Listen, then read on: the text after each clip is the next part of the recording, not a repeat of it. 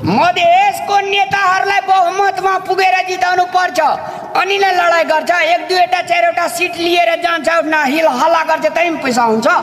तपाईँ जस्तो नेता तपाईँ जस्तो युवा धेरै आउँछ मधेसमा, म यो गरिदिन्छु त्यो गरिदिन्छु ये रे यो रे, अनि जितेपछि के भन्छ जनताहरू त त्यस्तै फेरि बक्रा चराउँदै गर्छ।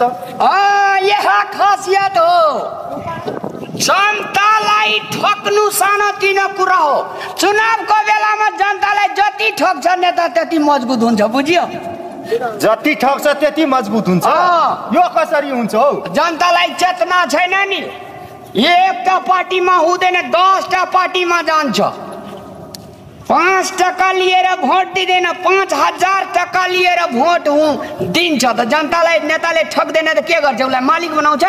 अनि तपाईँ पैसाबाट